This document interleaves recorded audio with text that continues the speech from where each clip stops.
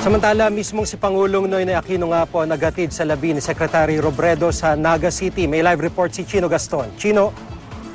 Yes, Gigi, ang mga litratong nakikita nyo sa inyong screen ay kuha mula sa Facebook page ng Pangulo.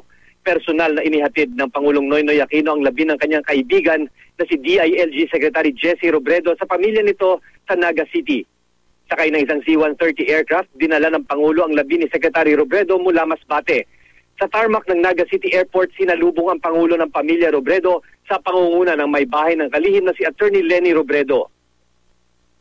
Kasama rin ang Pangulo at kanyang gabinete sa paghatid ng labi ni Robredo sa Funerario Imperial. Ibinaba mula sa eroplano ang labi ng kalihim ng mga opisyal mula sa PNP at Bureau of Fire Protection. Dakong alas 8 ng umaga kanina, nang tawagan ng Pangulo ang may bahay ng kalihim na si Attorney Leni Robredo para sabihin na natagpuan na ang bangkay ng kanyang asawa. Buong araw hindi humarap sa media ang pamilya.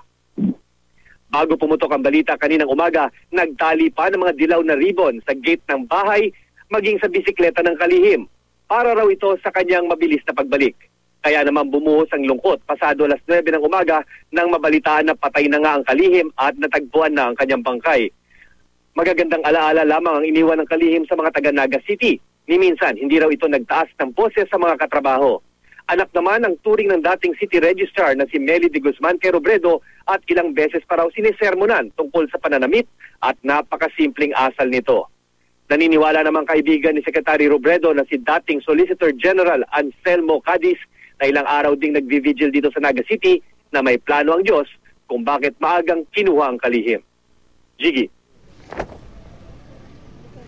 Maraming salamat, Chino Gaston.